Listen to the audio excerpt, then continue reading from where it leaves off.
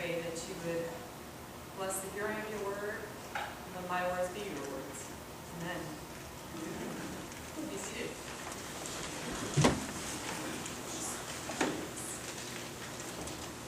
It is so good to be back.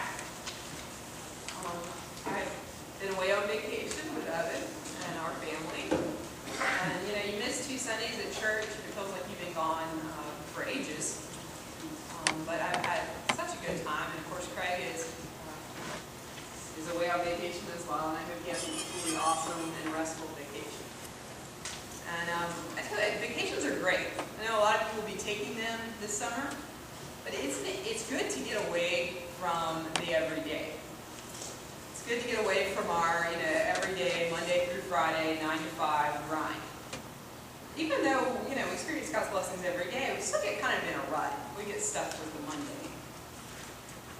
And not only do we get stuck with the mundane, but, life can just get heavy sometimes.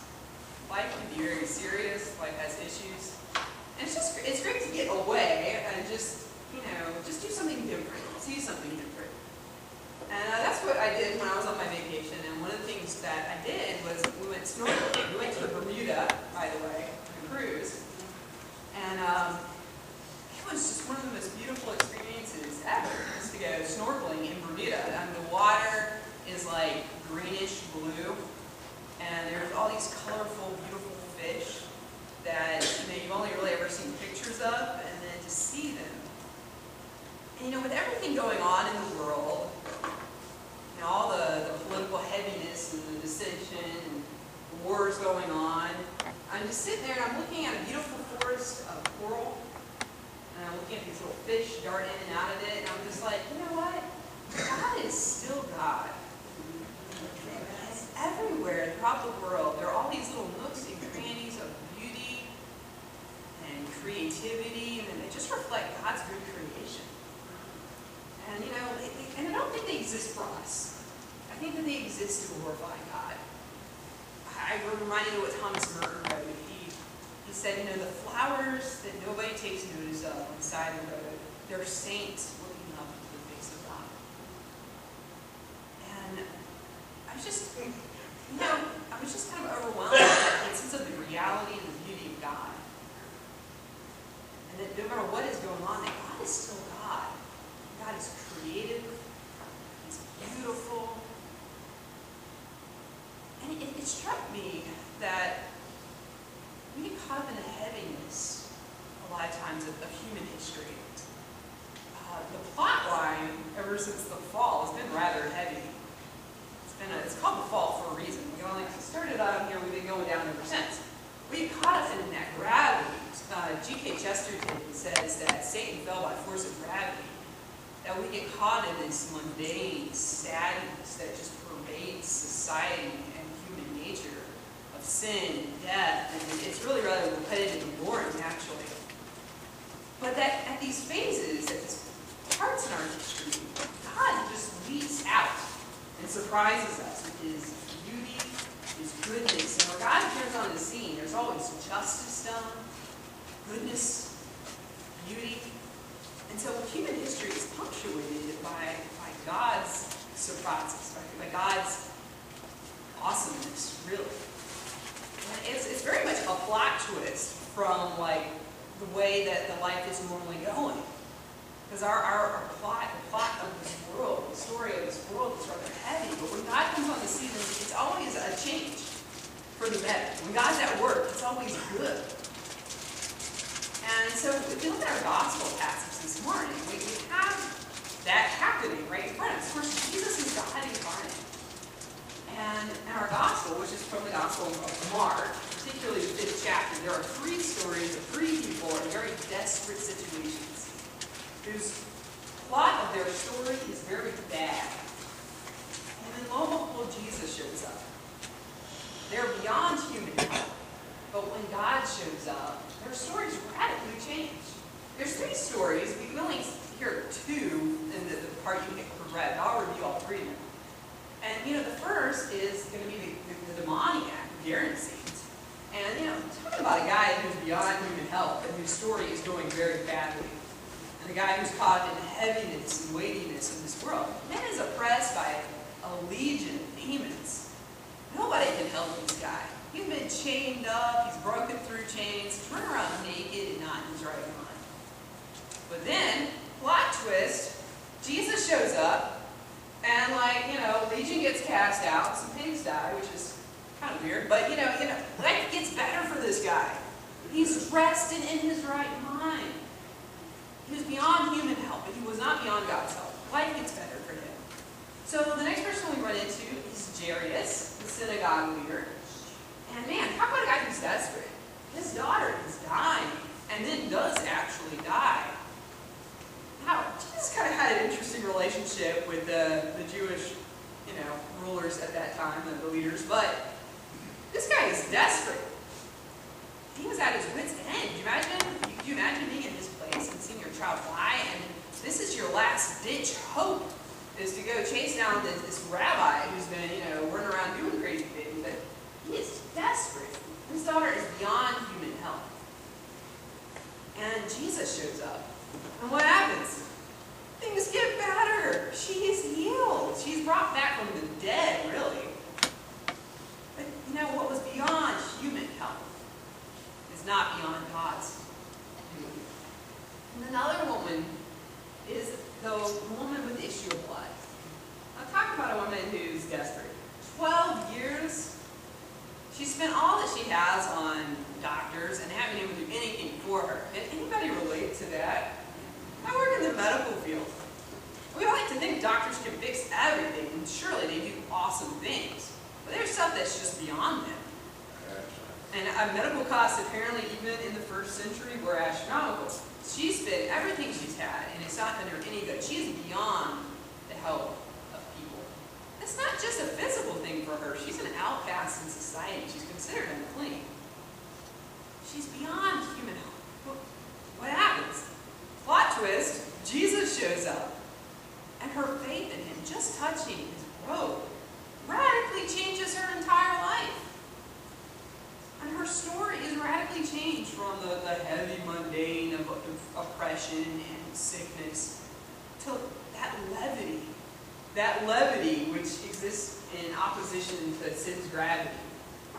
Just scoops her up. Her life radically changes.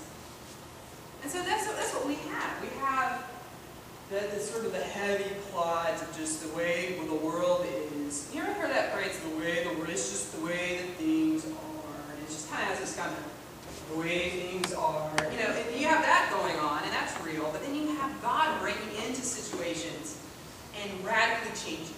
And this wasn't only just going on in the New Testament. It actually occurs quite a bit in the Old Testament. So here's another plot twist story for you.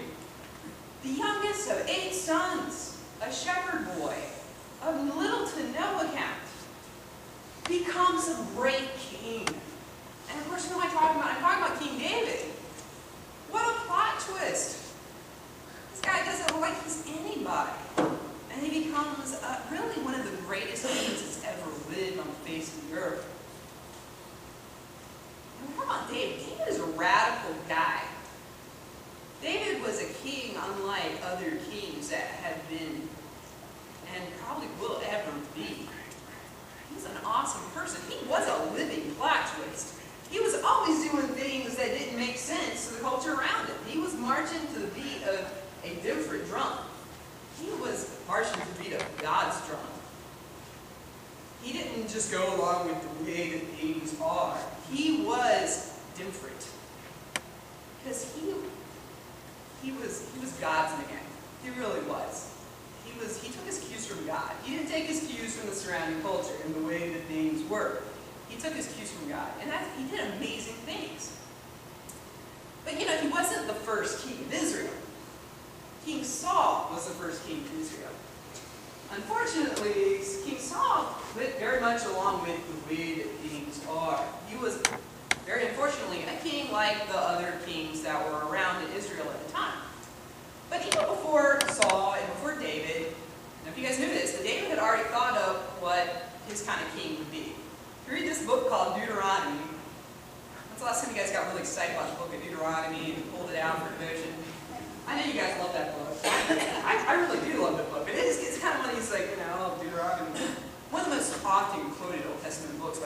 by the way. Very important book. But way back, before the Israelites ever even came into Israel, God knew that a king was coming, and he sets forth what his kind of king should look like. He's like, look, when you guys go to the promised land, you're going to want a king like all the other kids have, nations have. You guys know that as parents, right? And your kid's like, but all the other kids have one. Yeah, this is, on a bigger scale, this is, what Israel does eventually. We want one like all the other kids have. But God knows this is going to happen. He sets forth, this is what my kind of king is going to look like. All right? He's going to be an Israelite. You're not allowed to put some other Egyptian or whatever in charge. He's going to be an Israelite. He is not going to build up a huge army. Isn't that kind of what kings do? They build up, power and wealth and awesomeness for themselves. Well, not this king. He's not going to build up a big army. He's not going to accumulate a lot of gold for himself. He's not going to be a really rich guy. And he's not going to be rolling in women. He's not going to have a lot of women around him. He's not going to have a lot of wives. This is what God's idea of a good king is. So this is what he's not going to do. But what he is going to do is he's going to study God's law. He's going to study God's law, and he's going to be a man who fears God and does not exalt himself over his people. So he's going to be a God-fearing person that is God's man. And he's going to look out for and shepherd the people, and not oppress them, not rule and exalt themselves over the people. So that was what God's idea of a good king was back in Deuteronomy, right? Now, the first king is Saul. I don't like Saul. I really don't. I wish Saul never happened. I don't like him. I don't like him because he's a failure. And he's a complete failure, and I don't want to be a failure, and so I don't want to think failure can happen sometimes. But failure can happen, and does happen, and happened to King Saul. King Saul started out really good. He is really God's anointed king. He is the guy that God appointed to be king at first. But Saul is a man of fear. He's a man who is actually, I think, very worldly, very savvy in a worldly sense, but he's a man who is very familiar with the fears of this world. And he's not a man who listens to God above everybody else. Saul had two major failures, and one was with the Philistines, when they were fighting the Philistines. Now, one of the things God wanted the king to do was drive out all these people that had been living in the Promised Land. That's what God was doing at that point. So Saul has to go fight the Philistines. The Philistines massively outnumber the Israelites at this point. And they're going to go to battle, and they're terrified. And the Philistines are amassing themselves, and the Israelites are so terrified they start abandoning Saul. And you're a king, you're in charge of an army, your people are abandoning you. This is a bad thing. But before they can go into battle, they know they need to seek God's favor. Saul was supposed to wait for Samuel, the prophet and the priest at that time. But, he was kind of feeling the squeeze. Guys were leaving, the Philistines are amassing. Saul offers a sacrifice, which was not his to offer. He basically takes the role of priest, which the king is not supposed to do. He did God's will, not really, but he tried to be godly in his own way. And it might have been wise according to the world standard. We got to go to a battle here after all. It was foolishness in God's eyes. You didn't trust me, you didn't obey me. And that was Saul's first major failure. The second involved the Amalekites. Now, if you guys ever want to do something entertaining one day, look up the Amalekites. If you guys have one of those chain Bibles and chase them all the way through the Old Testament, they're an interesting group. But let me just tell you, make it the long story short, God had it in for the Amalekites. The Amalekites had opposed Israel when they came out of Egypt, and God never forgot about it. And He's had it in for the Amalekites.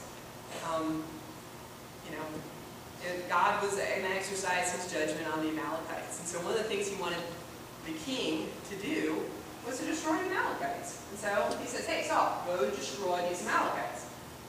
Absolutely destroy the Amalekites. Not only kill them all, but put all their treasure and everything else, destroy that as well.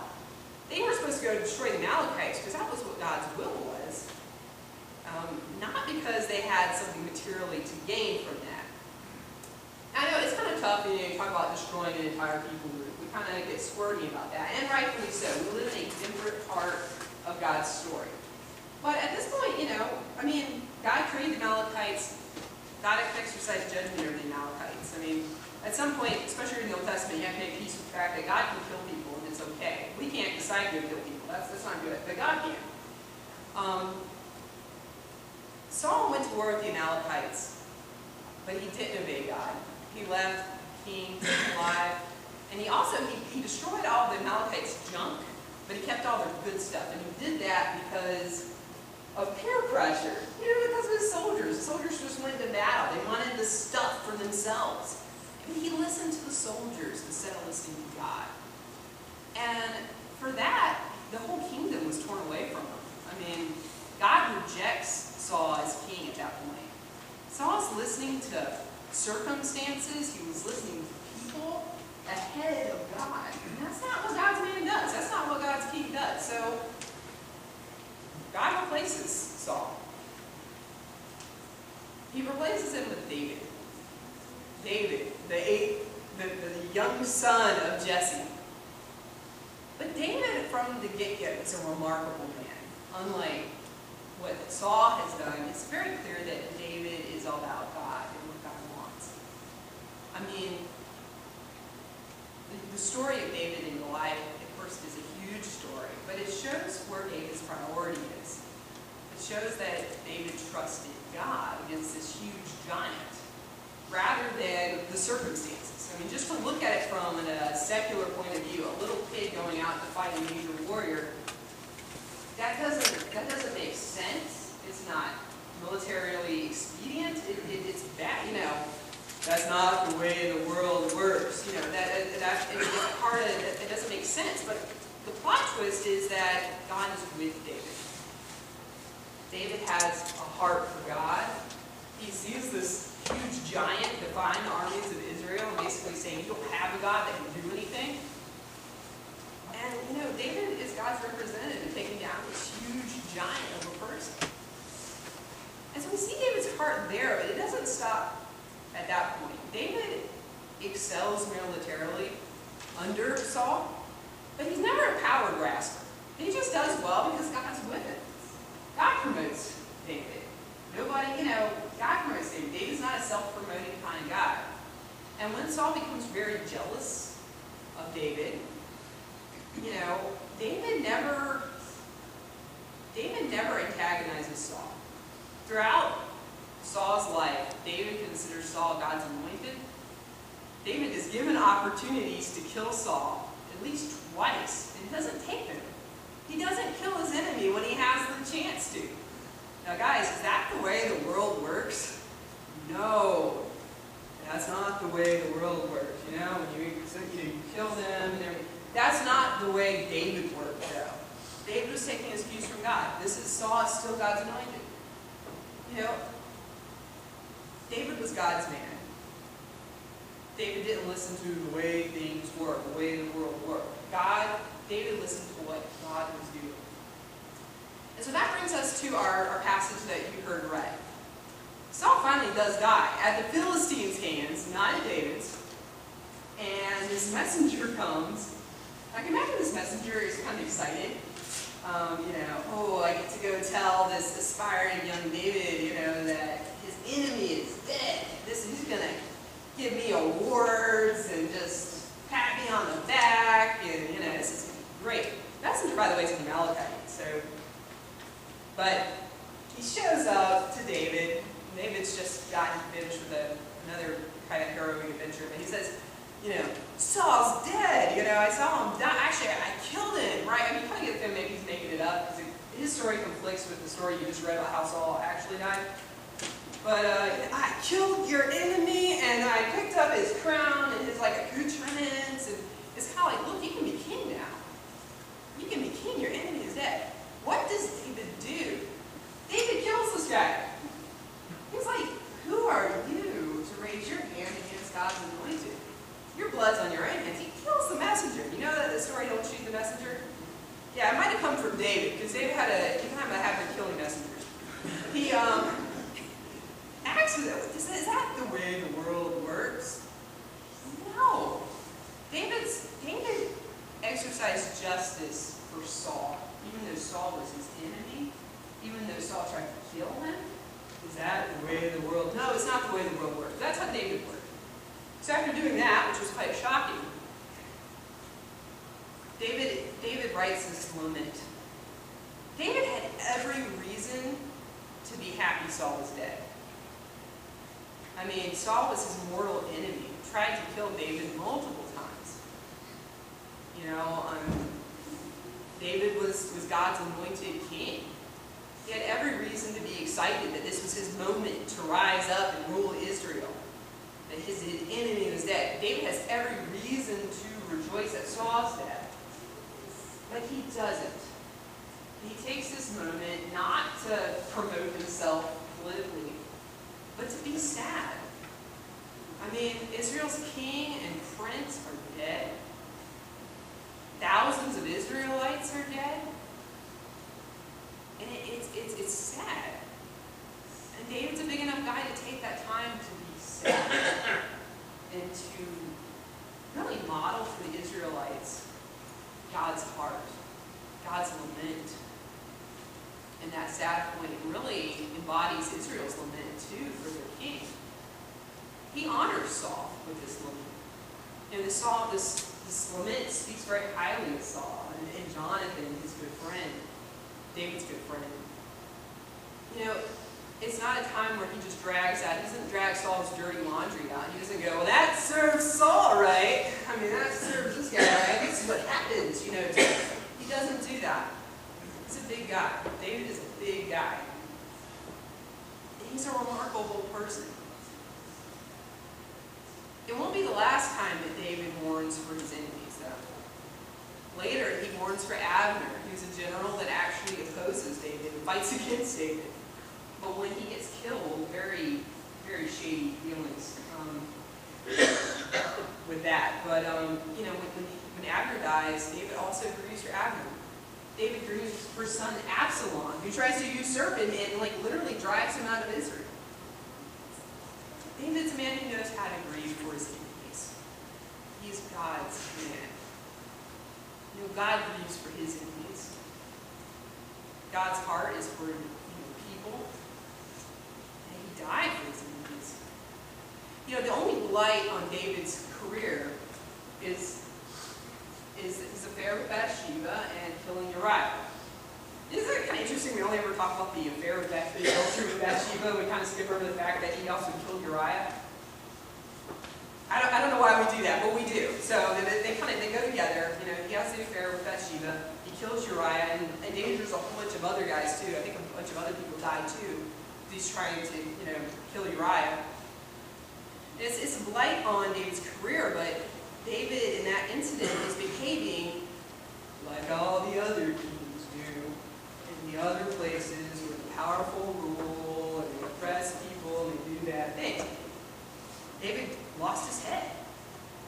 He honestly lost his head. He lost what made him unique.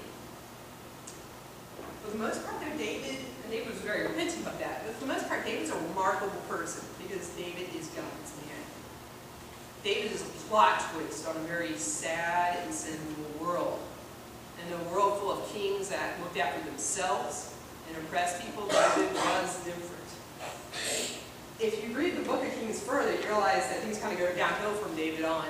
But the good kings are always compared, he was like David, or he was not like David. David becomes this gold standard for kings.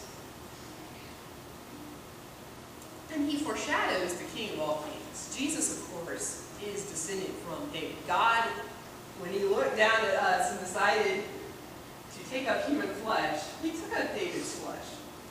He is David's descendant. And I think that through David, God was modeling what Christ was going to be like.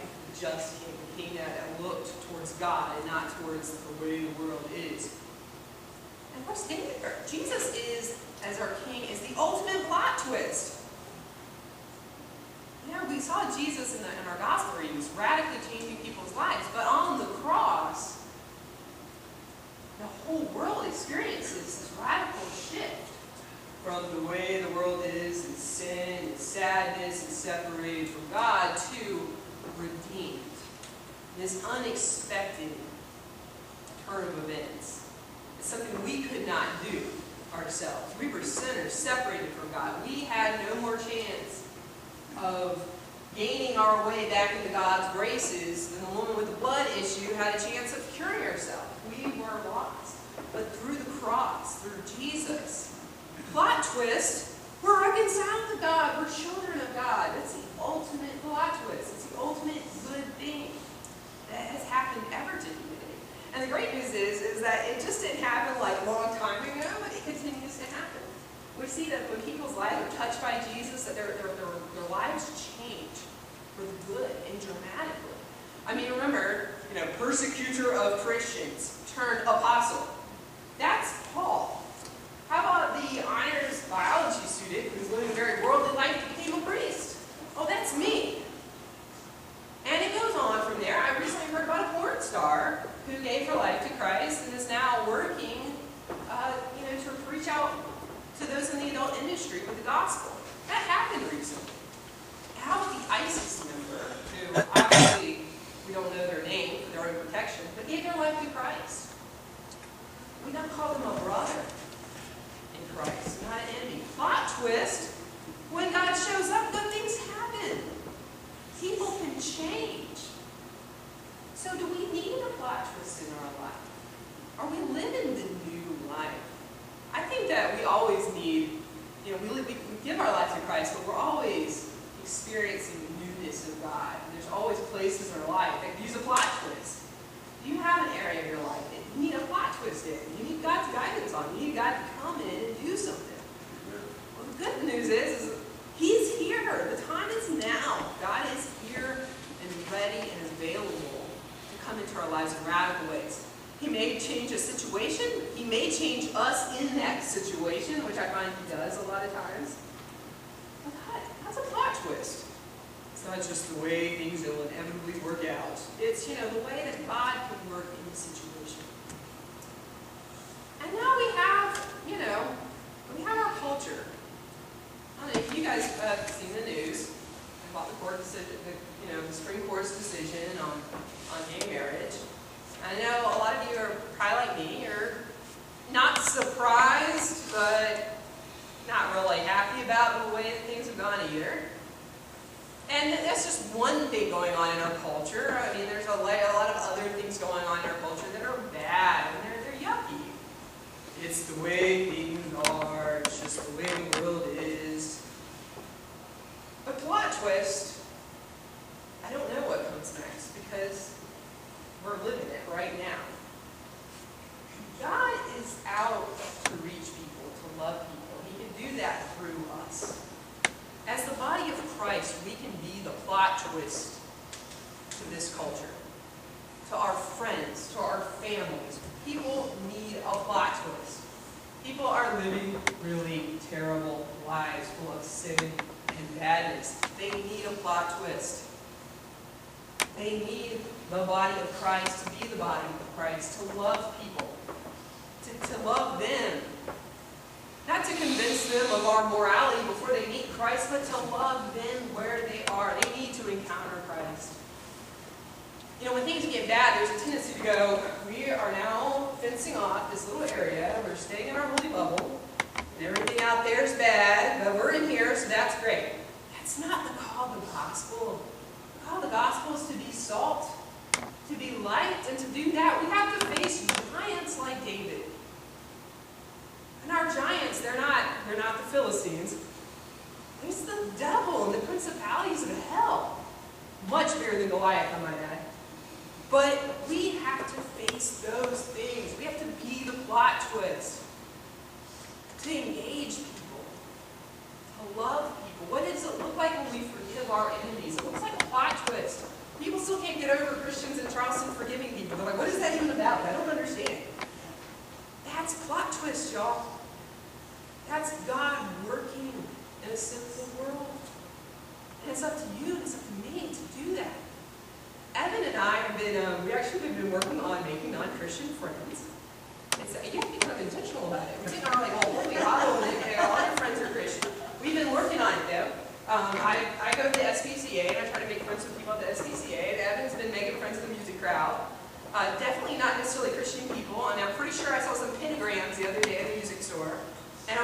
excited. I'm like, these people need to meet Jesus, so let's be friends. You know? Let's do that, guys. Go make some non-Christian friends. How are they going to hear about Jesus? How are they going to experience Jesus' love if they can't do it through you? Hey, you got a heart for the gay community? Go make some gay friends. They're out there. I have gay friends. You know? I have gay friends. Go make some gay friends. Let's make gay friends. Let's make some gay friends. You know, let's be known for our love. So when people get close to you, when they see what Jesus has done in your life, God will give you opportunities to reach people's lives. And their plot can twist. You don't know what God can do with them. Let's not decide ahead of time what's going to happen to people. We don't know. We just don't know. Because God shakes things up. God does weird stuff. So I just pray that God would work in your life to be a plot twist. That He'd reach into those places where He needs to and heal you, to free you, me, of the oppression and the way things are. And that God would also use you to be His hands and feet, to be the plot twist into the lives of others